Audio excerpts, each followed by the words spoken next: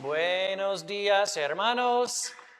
Esta mañana nuestro mensaje se encuentra en Salmo 16. Y en este salmo empieza, si usted ve en su Biblia, la mayoría dice Mictam de David. Y esa palabra Mictam solo se usa 6 veces en toda la Biblia. Una vez en Salmo 16 y 5 veces más en los Salmos 56 a 60. Entonces solo se encuentra en los Salmos de David. No todos los comentarios están de acuerdo sobre el significado de esa palabra. La mayoría dicen que es una palabra que significa dorado o de oro. Y significa que este salmo es como un salmo dorado, uno más valioso, uno que es de gran importancia. Hay otros que dicen que la palabra mictam significa grabado. Y la idea es un salmo que uno quiere que permanezca por mucho tiempo, lo tendrá grabado, tal vez en piedra o algo así. Pero lo más importante es saber que este salmo es un salmo de confianza. Es probable que fue escrito en un tiempo de peligro o un tiempo de incertidumbre y es como una forma, una expresión, una profesión de confianza en Jehová en los tiempos de peligro y incertidumbre. También es importante reconocer que es un salmo profético. Cuando leímos en versículo 10, donde dice, ¿por qué no dejarás mi alma en el Seol, ni permitirás que tu santo sea o vea corrupción? Probablemente reconoce este versículo. Es porque es un versículo que nos habla de Jesús. Pedro en Hechos capítulo 2 y también Pablo en Hechos capítulo 13, los dos enseñaron que el fin de este salmo no nos habla de David, sino nos habla de Jesucristo mismo. Debemos saber que David escribió este salmo como creyente, como uno que confía en Jehová, pero lo escribió también como profeta, uno que está siendo inspirado por el Espíritu Santo para escribir cosas más allá que sí mismo, más allá que su vida, sino cosas que hablan de la resurrección de nuestro Señor Jesucristo. Entonces, así entendemos que él no escribió solamente acerca de su propia vida y su propia confianza en Jehová, sino acerca de la confianza que Jesucristo tuvo en el Padre cuando él entregó su vida en la cruz. Por lo tanto, en este salmo tenemos un ejemplo doble, un ejemplo imperfecto de un creyente como nosotros, el rey David, pero otro ejemplo que es un ejemplo perfecto de nuestro Señor Jesucristo como Salvador. Un creyente que confiaba en Dios imperfectamente y otro ejemplo de Jesús que confiaba en Dios perfectamente.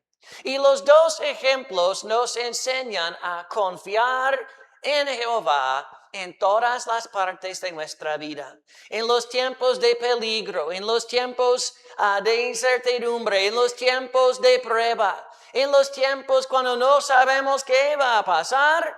Podemos confiar en Dios, no solo en todo tiempo, sino en todas partes o todas áreas de nuestra vida. Entonces, esta mañana, en este salmo de la palabra de Dios, yo les predico sobre 4 áreas en que tenemos que confiar en Dios. Por esa razón, yo puse el título En ti confío o En Jehová confío. Hermanos, es muy fácil hablar de una fe o hablar de una confianza.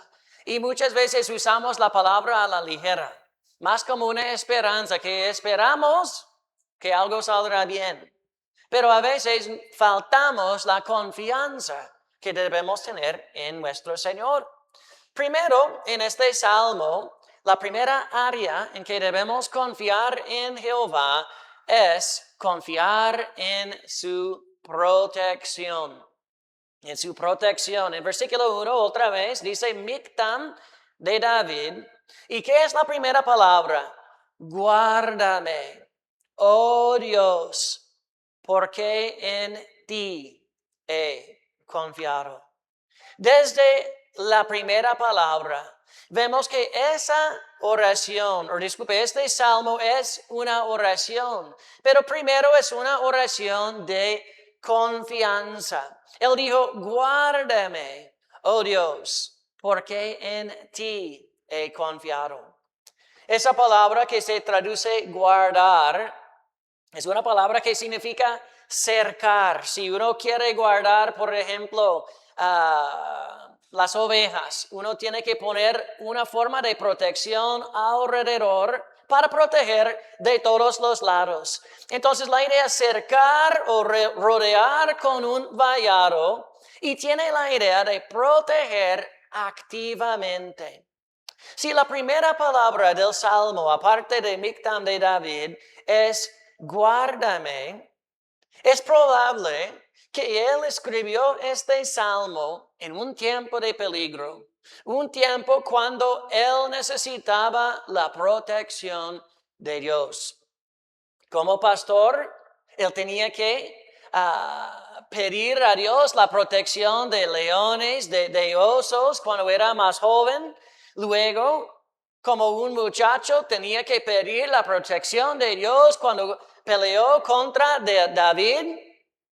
Incluso cuando él era un siervo de Saúl, ¿cuántas veces trató de matarlo? Saúl trató de matar a David muchas veces. Entonces, David era un hombre conforme al corazón de Dios, pero también era un hombre con muchos enemigos, muchos que querían matarlo. Y hermanos, así es cuando nosotros tomamos la decisión de vivir para nuestro Señor. Cuando tomamos la decisión de andar en la luz y no en las tinieblas, tendremos enemigos. Tendremos personas que nos quieren matar o personas que nos quieren perseguir o afligir. Entonces él pidió, guárdame. Pero él dijo, porque en ti he confiado. Hermanos, no podemos pedirle a Dios sin confiar en Él. En Hebreos capítulo 11, en versículo número 6, dice, pero sin fe es imposible agradar a Dios. También dice, ¿por qué? Es necesario. No es opcional, no es preferido, es necesario que el que se acerca a Dios crea que le hay y que es galardonador de los que le buscan. Entonces, hermanos, llegar a Dios sin fe no hace nada. Tenemos que creer en Dios y creer que Él puede responder nuestras oraciones, que Él puede protegernos. Entonces, Él creó en Dios primero para su protección en un tiempo cuando la necesitaba. Pero también vemos que este salmo es una oración de sumisión. Versículo 2 dice, oh alma mía. Entonces, hablando con sí mismo, dijiste a Jehová, tú eres mi Señor. No hay para mí bien fuera de ti. Aquí David se reflexiona en esta confianza que él tiene. Él dijo que Jehová era su Señor. Hermanos, esa palabra Señor en la Biblia es más que Señor en español. A veces en español es un término de respeto, que hay señores y hay señoras, y es decir, señor Blan, señor González, señor cualquier. Es como un título de respeto. Pero hermanos, en la Biblia, la palabra Señor en hebreo es Adonai. Y es decir, Señor soberano. al cual uno se somete en obediencia. Es decir, que me arrodillo a mi Señor, yo sirvo a Él. Y aunque David era el rey en todo Israel, él se arrodilló delante de Jehová y él se sometió a Jehová con su vida, reconociendo que todo lo bueno que él tenía era de Dios. No solo eso, pero fuera de Dios no hubo ningún bien para él. Hermanos, es importante reconocer los dos. Todo lo bueno que tenemos, ¿de quién es? Es de Dios. Fuera de Dios, cuando salimos de su voluntad y buscamos en el mundo, hermanos, no hay nada bueno para nosotros allá. ¿Cuántas personas se han apartado de la iglesia buscando y persiguiendo las cosas que son del mundo? Y siempre termina con muchos dolores, muchos problemas y cosas que afectan tanto la vida.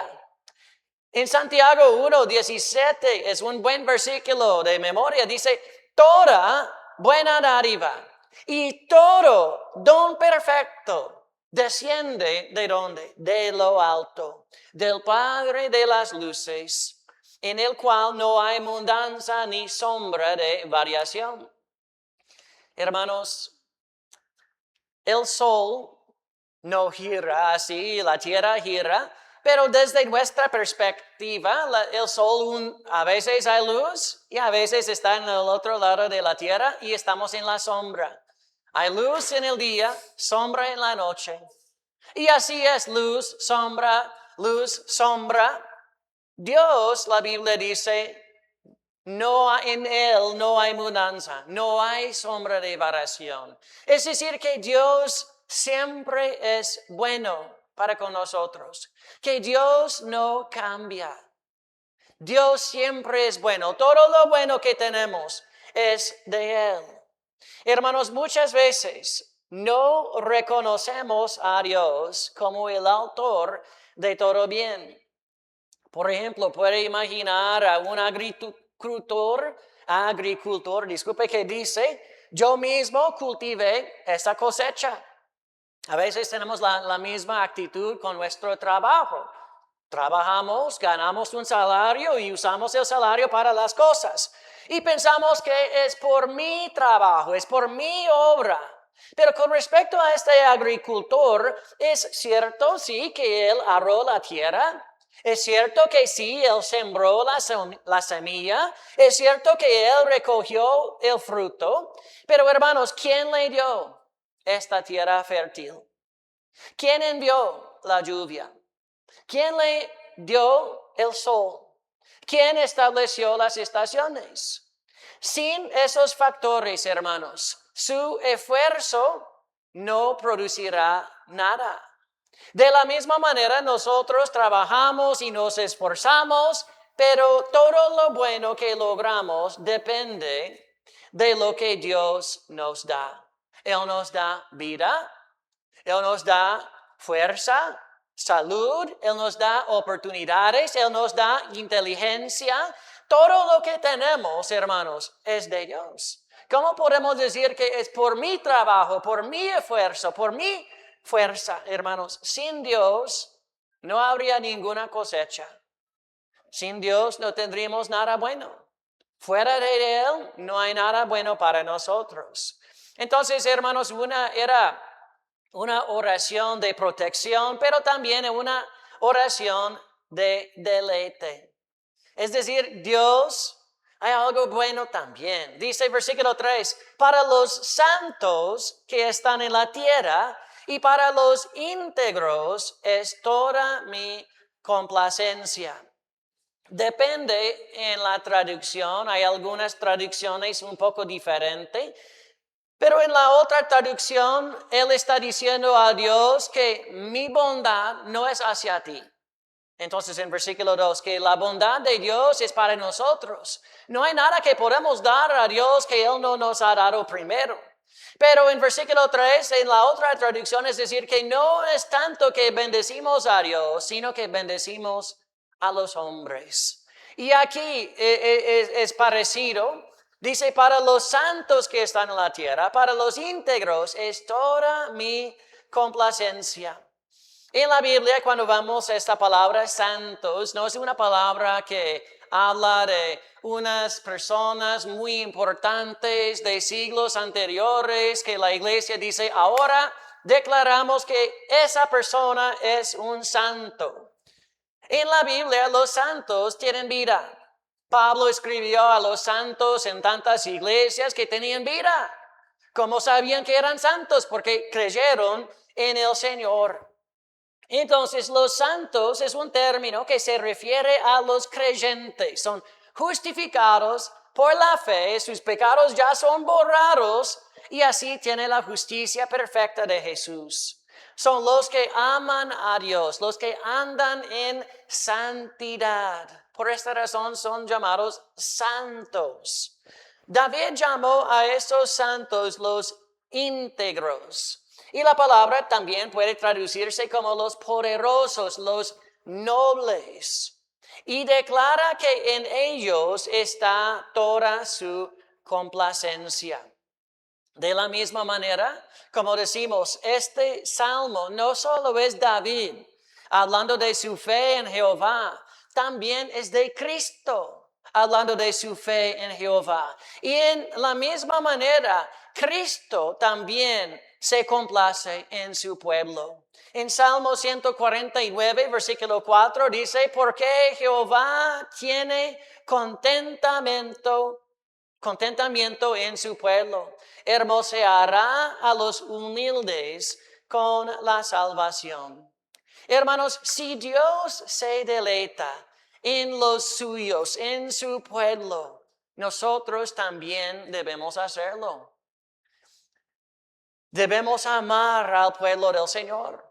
Hermanos, a veces me cansa de oír a las personas que hablan así, que yo amo a Dios, pero no amo a la iglesia. Creo que todos nosotros hemos oído cosas así. Hermanos, decir algo así no solo no es bíblico. Hablar así es antibíblico, es contra de la palabra de Dios. Primera de Juan, solo es un versículo, capítulo 4, versículo 11, dice, amados, si Dios nos ha amado así, debemos también nosotros amarnos unos a otros. Decir que yo amo a Dios, pero no amo a la iglesia, es decir algo con mucho orgullo, es decir que soy mejor que los que son de la iglesia. Hermanos, los que son de la iglesia están tratando de hacer lo que Dios dice.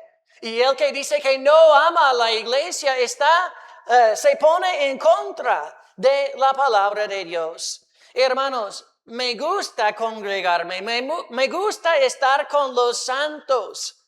Es porque primero amo a Dios, pero dos, yo amo a los hermanos.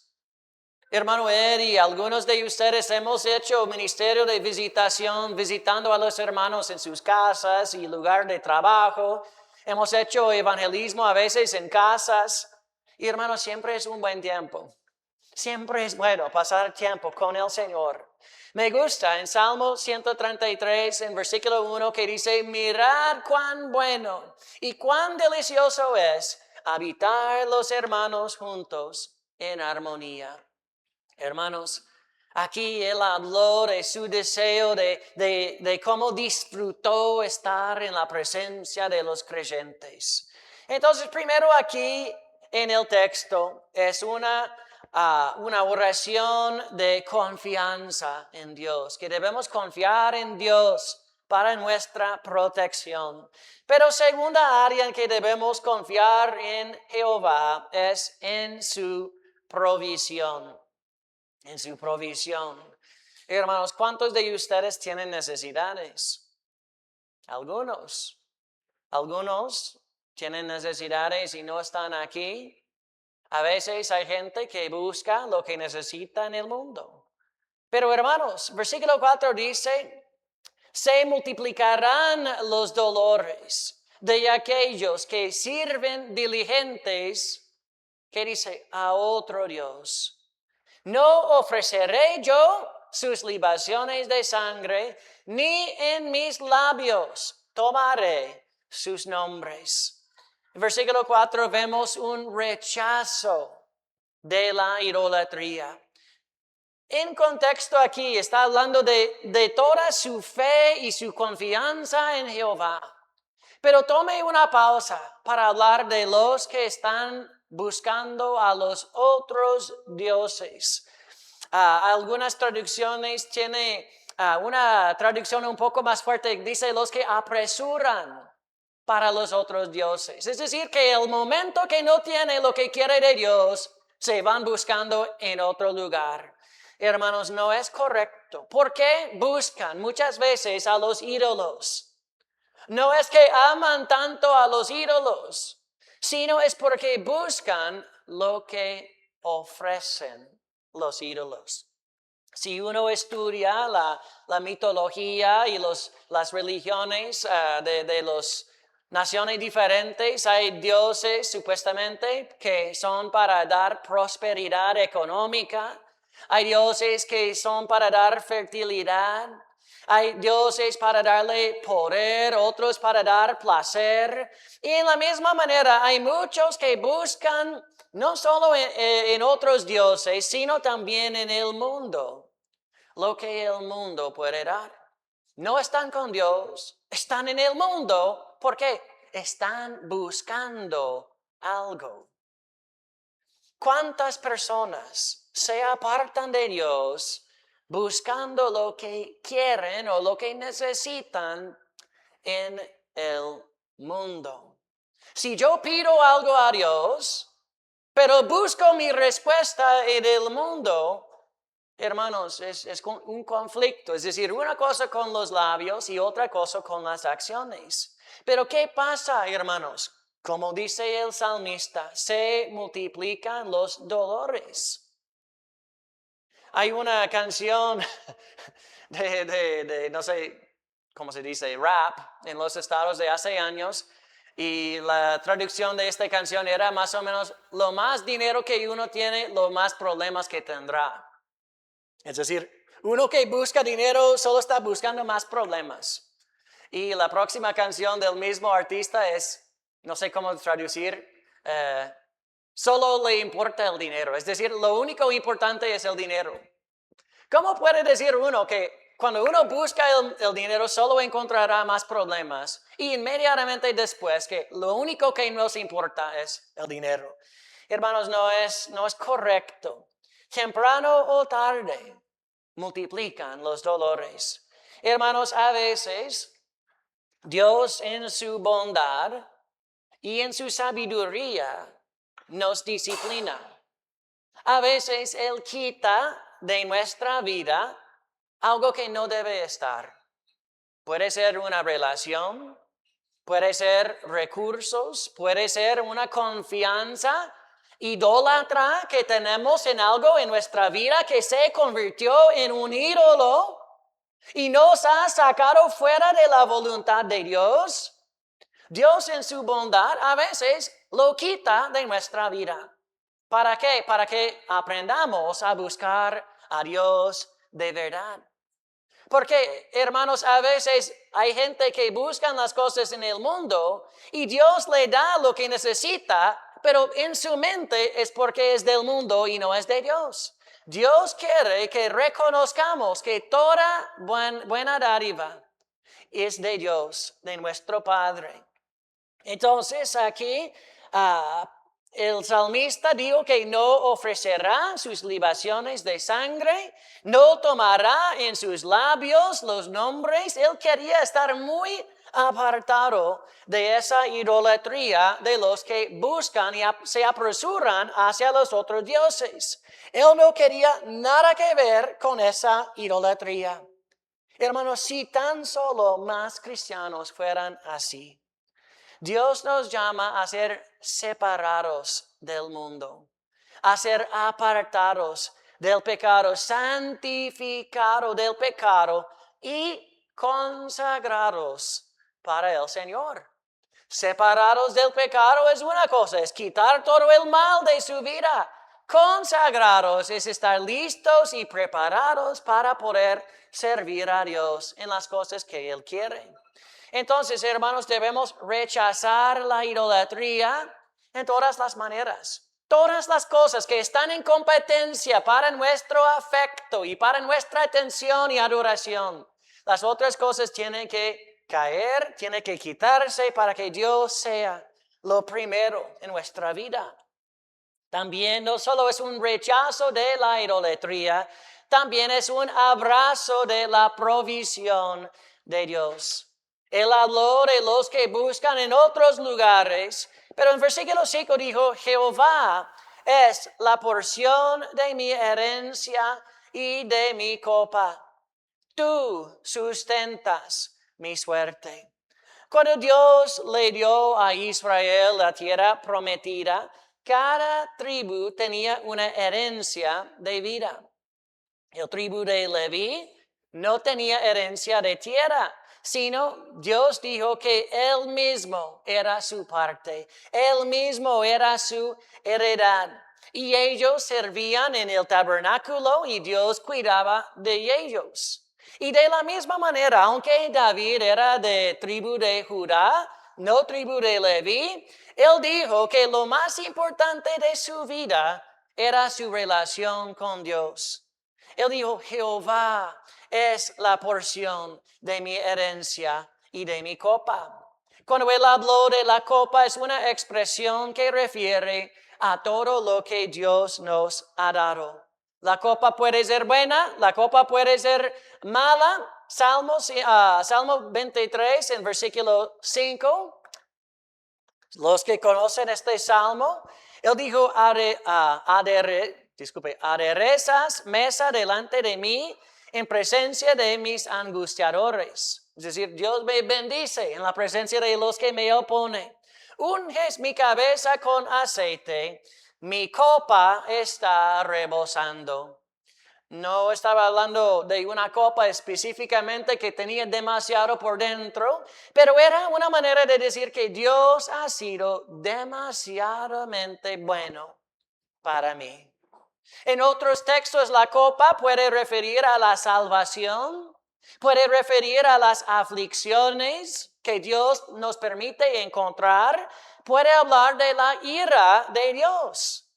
Cuando Jesucristo estuvo en el huerto de Getsemaní, Él hablaba de la copa, pero Él dijo que si fuera la voluntad de Dios, Él quería tomarla. Cuando Él dijo, tú sustentas mi suerte. La suerte era la manera que Dios usó para repartir las tierras a los tribus de Israel. Entonces, David confiaba en Dios en cada circunstancia por toda su provisión. Versículo 6, vemos su gratitud y contentamiento. Dice así, las cuerdas me cayeron en lugares deleitosos y es hermosa la heredad que me ha tocado. Las cuerdas, hermanos, refieren a la manera de medir las tierras cuando se repartió la tierra. Por ejemplo, por este tribu tenían como una sección de tierra así. Las cuerdas hablan de las divisiones en la tierra. Pero en este caso se refiere a todo lo que Dios le ha dado. Es decir, que Él está agradecido, que Dios ha sido bueno para él. Dijo, cayeron en lugares deleitosos. Él no está quejándose, nada así. Es una manera de decir que Dios ha sido muy bueno en mi vida. El otro día yo estaba hablando con mi madre y me estaba diciendo que ella no sabe lo que hizo para poderme merecer, pero Dios ha sido muy bueno con ella. Y hermanos, posiblemente está pensando, qué bueno que Dios ha sido bueno para ella. Hermanos, Dios ha sido muy bueno para usted también. A veces reconocemos esto y damos la gloria a Dios y otras veces solo encontramos las cosas que no son perfectas. Yo recuerdo hace muchos años, cuando era alumno en el seminario, uno de mis profesores Él se llama Dr. Jim Schaefer. Y yo tuve el privilegio de trabajar con él en la oficina del seminario como ayudante de él. Y luego él se hizo miembro de nuestra iglesia enviadora. Y ese hombre siempre era fiel en el evangelismo. Él tenía como 70, 80 años. Todos los sábados estuvo listo para ir con nosotros y predicar el evangelio. Yo recuerdo una vez, fuimos tocando las puertas y entramos en como un terreno y tocamos la puerta y hablamos con un hombre. El hombre recibió el evangelio, recibió a Cristo. Yo recuerdo al Dr. Schaefer hablando con él de la seguridad, que él estuvo en las manos de Dios y todo eso. Y después estábamos saliendo diciendo gracias a Dios por eso. Y miramos así a la casa y hubo como un rótulo que dijo que no se entra, que era prohibido. Que no vimos este rótulo. Pero gracias a Dios que Dios nos cegó para poder entrar y darle el evangelio. Pero una cosa que recuerdo de este profesor que ahora está con el Señor, pero cuando alguien le pregunta cómo está, él siempre decía, mejor de lo que merezco. Y a veces la gente dice normalmente estoy bien, ¿y usted cómo está? Pero él dijo, mejor de lo que merezco. Y yo siempre recuerdo eso y nos hace pensar, ¿por qué dice eso? Porque Dios ha sido muy bueno para él. Hermanos, no es la verdad que estamos mejor que merecemos. Cada día, Dios es tan bueno para con nosotros. Cuando éramos pecadores, Dios nos amó. Dios envió a su unigénito Hijo Cristo y Cristo nos amó y murió en la cruz por nuestros pecados. Cristo sufrió lo horrible que nosotros merecemos para que nosotros podamos tener vida eterna en Él. Todo lo bueno que tenemos es de Dios. Dios ha sido bueno y debemos ser contentos y agradecidos por lo que Dios nos ha dado. Habrá cosas imperfectas, sí. Habrá problemas, sí. Habrá pruebas, sí, claramente. Pero en Hebreos 13, versículo número 5, dice así, sean vuestras costumbres sin avaricia, contentos con lo que tenéis ahora. Porque Él dijo, no te desampararé ni te dejaré. Hermanos, es fácil pensar en las cosas que queremos, pensar en las cosas que podrían ser mejores, pero la Biblia dice que debemos ser contentos con lo que tenemos. Ahora, ¿cree usted en eso? Que Dios ha sido bueno. Yo sí. Número 3, tercer área en que debemos confiar en Dios es confiar en su guía. Versículo 7 dice, bendeciré a Jehová que me aconseja. Aún en las noches me enseña mi conciencia. Aquí Él se compromete a bendecir a Jehová. Dice el Dios, que me aconseja. El martes pasado estudiamos el Espíritu Santo y Jesús dijo que era otro consolador, otro consejero. Él nos aconseja, Dios nos consuela, Dios nos enseña con su palabra, Dios nos enseña con predicación y enseñanza bíblica, Él nos enseña por sus ministros, pero Él dijo que en las noches me enseña mi conciencia.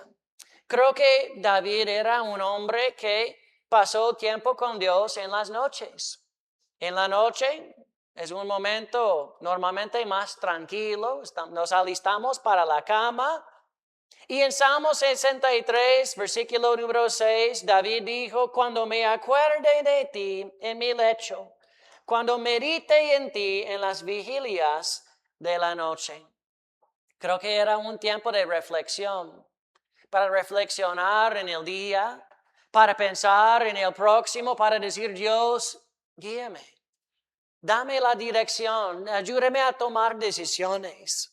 Y en la misma manera como este salmo no solo es de David, es un salmo profético de nuestro Señor Jesús. En Lucas 6, versículo 12, Dice, en aquellos días él fue al monte a orar y pasó la noche orando a Dios. Jesús también tomó tiempo en la noche para acercarse a Dios, para reflexionar, para hablar con Dios y pedir su guía.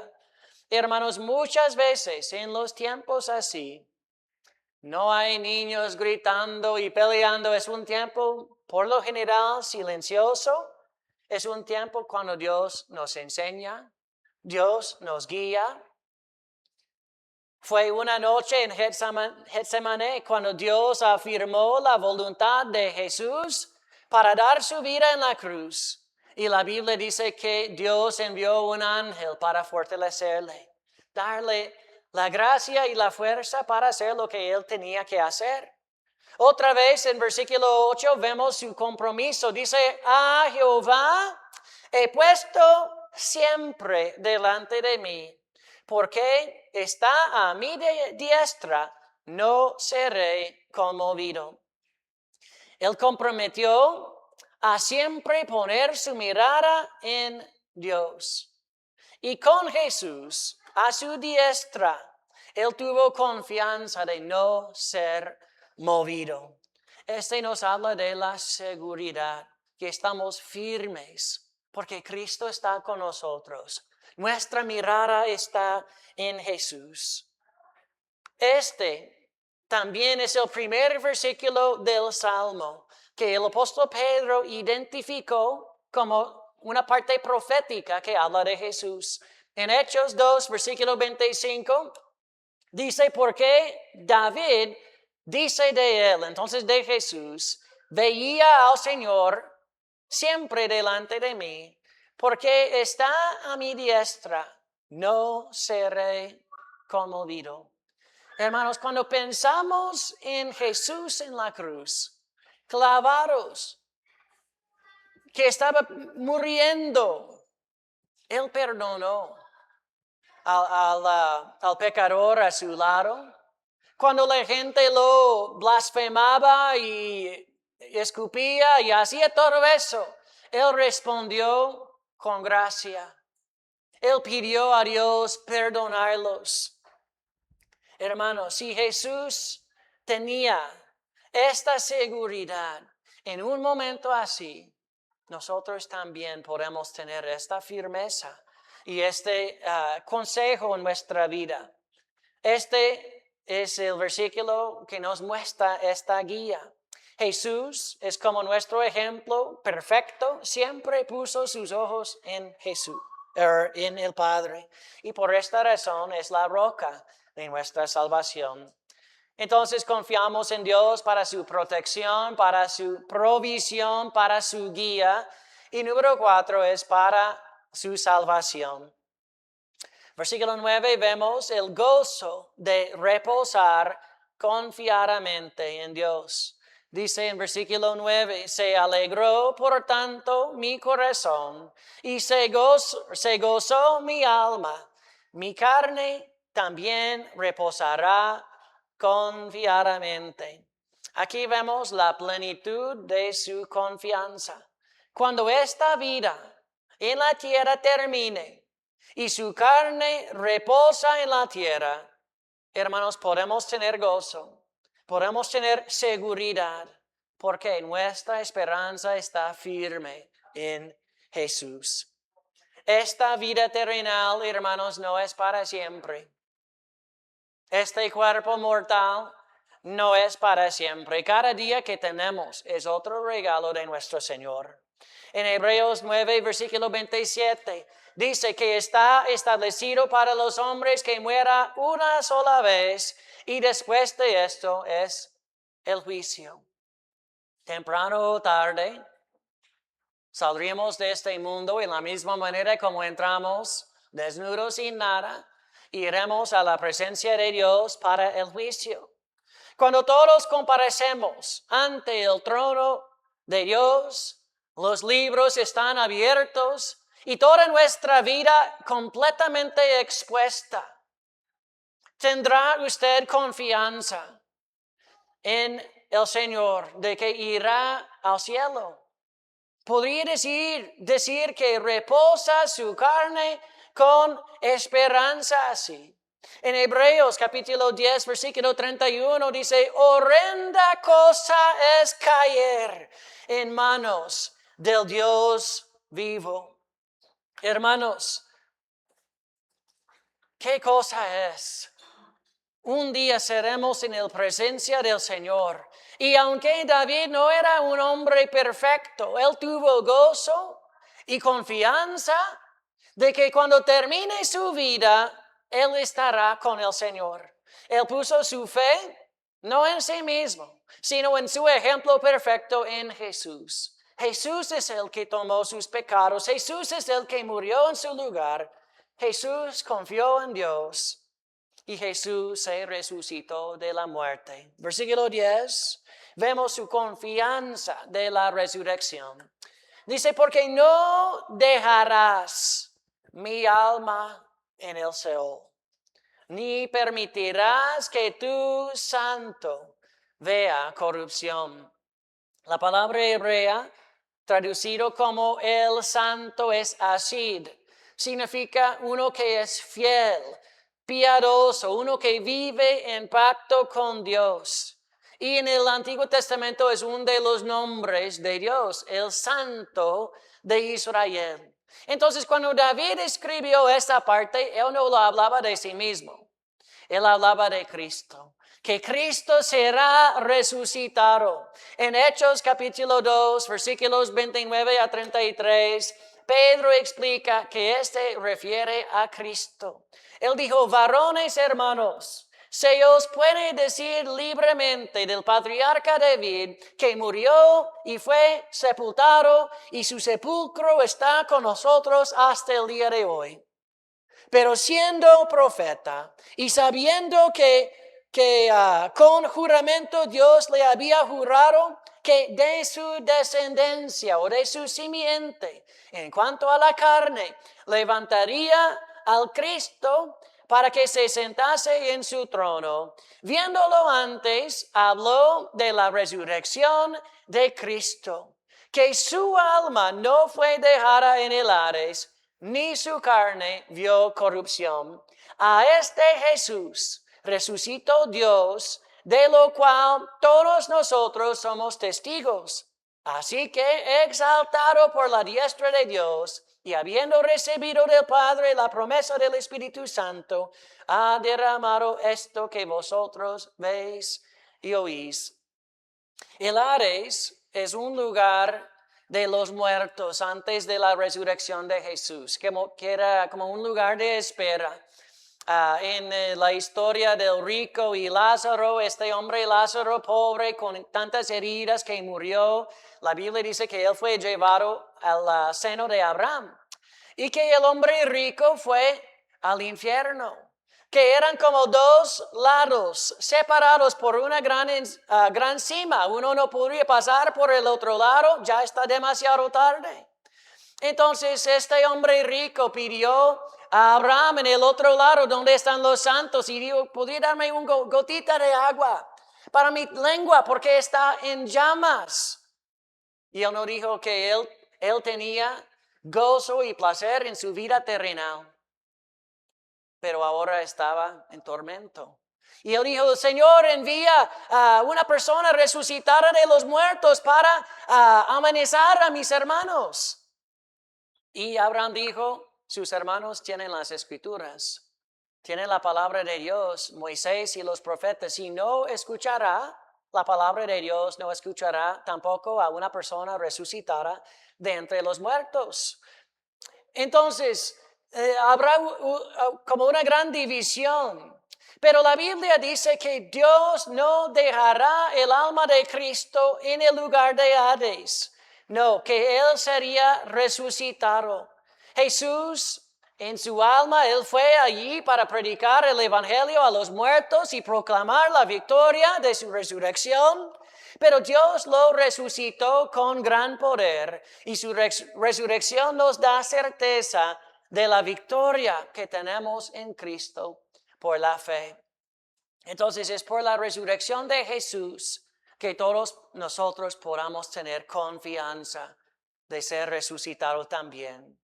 Y él termina, versículo 11, con el gozo de la vida eterna. Dice versículo 11, me mostrarás la senda de la vida.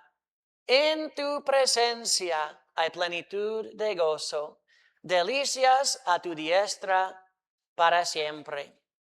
En la misma manera que Cristo confiaba en Jehová para su resurrección, todos los creyentes confiamos en Jehová. Un día, hermanos, seremos resucitados. Este cuerpo que la Biblia dice es corruptible será revestido de inmortalidad y de gloria. Un día seremos como Él y seremos en la presencia de Jehová, donde hay plenitud de gozo y paz. Dice, delicias a tu diestra para siempre. Yo pienso en Esteban, que predicaba el Evangelio a los incrédulos, a los fariseos que resistieron al Espíritu Santo, y ellos apedrearon a él. Él murió. Pero cuando él estaba muriendo, dijo que él vio los cielos abiertos y vio a Jesús. Y hay un detalle que no se ve en español, dijo Jesús estuvo de pie a la diestra de Dios. Siempre en otros textos dice que está sentado a la diestra de Dios, pero dijo que Jesús estaba de pie. En mi mente con manos abiertas para recibir a un de sus santos.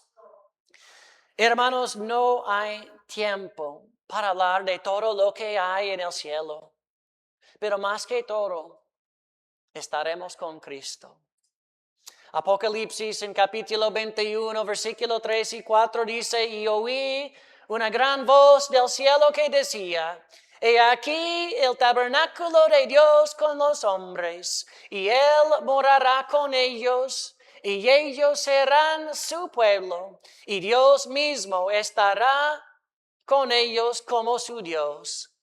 Dice, enjugará Dios toda lágrima de los ojos de ellos, y ya no habrá muerte, ni habrá más llanto, ni clamor, ni dolor, porque las primeras cosas pasaron.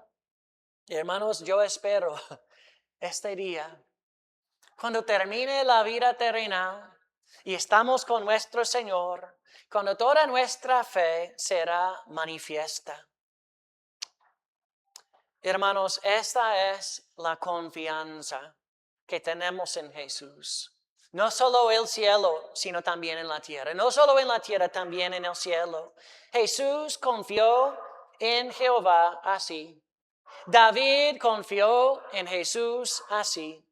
Quiero hacerle la pregunta, ¿cómo está su confianza esta mañana? ¿Cómo está su fe? ¿Está confiando en Dios para la protección? Cualquier peligro, cualquier circunstancia, cualquier prueba, ¿está confiando en Dios para su provisión? La semana pasada, buscad primero Jesús, o el reino de Dios y su justicia, y todas estas cosas os serán añadidas. ¿Cuántos buscan a Dios primero y no en el otro lado en el mundo?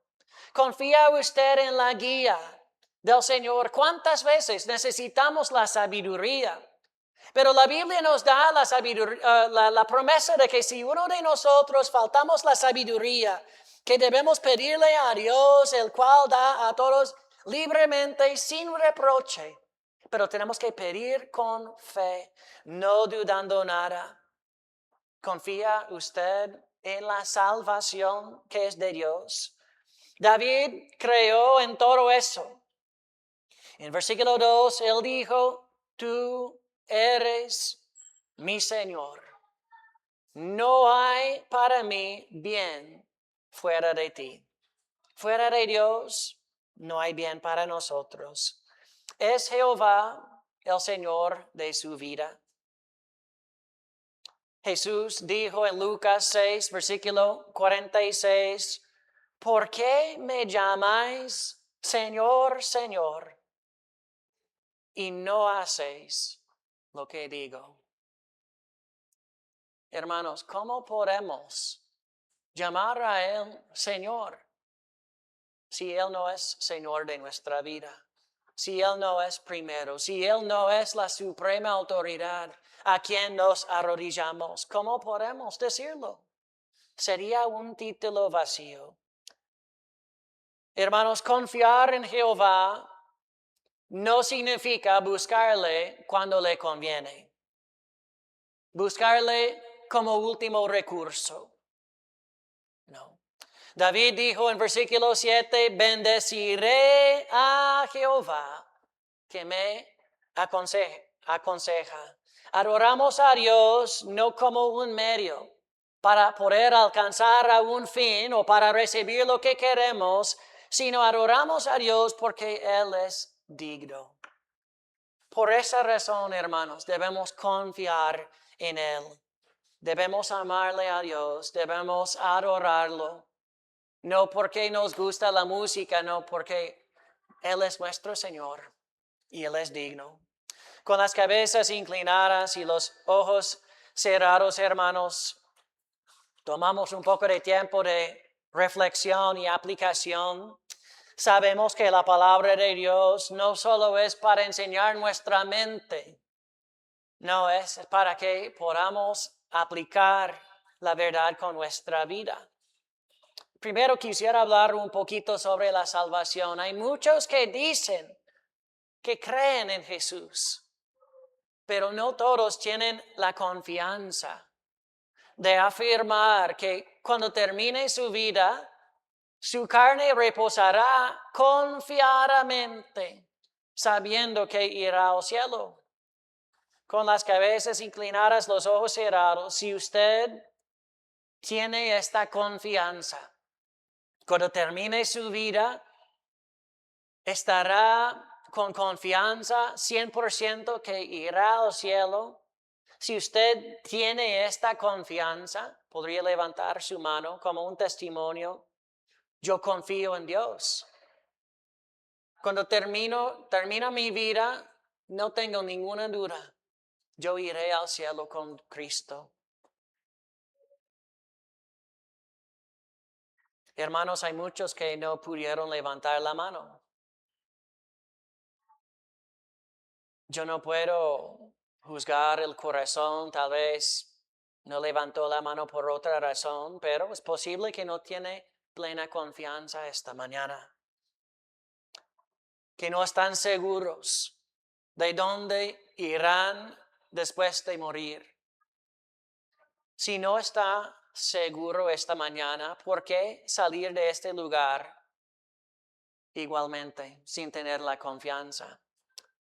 Si quisiera esta mañana que alguien le muestre de la Biblia las promesas de Dios acerca de la salvación para que pueda tener esta seguridad, si quisiera que alguien le ayude, podría levantar su mano. Hay uno así esta mañana que dice que no tengo seguridad, no estoy seguro, pero quiero que alguien me ayude, porque no quiero pasar ningún otro día así sin saber dónde iría yo. Hay uno así que quisiera ayuda esta mañana. La segunda pregunta esta mañana es sobre el señorío de Cristo. Es porque David creyó en Jehová que él pudo decir, tú eres mi Señor. Es una afirmación de rendición, de obediencia, reconociendo que toda su vida le pertenece a Dios. No simplemente es llamar al Señor, Señor, sino someterse a su autoridad y vivir bajo su voluntad. La pregunta ¿es Jesús su Señor? ¿Se arrodilla a Él y vive para su voluntad? ¿Es usted sometido a Él en todas las áreas de su vida? A veces al pensar en esa palabra todas, el Espíritu Santo toca el corazón. A veces sometemos a Dios en algunas áreas de nuestra vida, pero hay otras áreas donde no permitimos al Espíritu cambiar nuestra vida. Tenemos que someternos a Dios en todas las áreas. Vamos a terminar en oración y quiero animarle, no simplemente escucha mi oración, sino ore al Señor. Si Dios tal vez está tocando su corazón sobre una área de su vida donde no está bien sometido al Señor, o una falta de fe y confianza en algunas cosas, tome el tiempo para hablar con Él. Cuando Dios toca el corazón, no es para que respondamos el próximo día. No es para que decimos otro día, Señor, otro tiempo. No, Él toca el corazón para que podamos responder en ese tiempo. Gracias, Dios, por tu fidelidad en nuestra vida, por ser fiel con nosotros, por amarnos, por enviar a Jesús. Gracias que podemos ver las promesas cumplidas en la vida de Jesús. Ya resucitó, ya está a la diestra de Dios. Gracias por tu fidelidad en nuestra vida. Muchas veces, Señor, pedimos cosas y tú siempre eres fiel. Y a veces no reconocemos que tú eres Él, que nos da todo lo bueno en nuestra vida. Señor, ayúdenos a crecer en nuestra confianza, que nuestra fe en ti no sea solo de palabra, sino una fe que afecta todas las áreas de nuestra vida. Señor, ayúdenos a confiar más en ti y vivir para ti todos nuestros días. En el nombre de nuestro Señor y Salvador Jesucristo. Amén. Hermanos.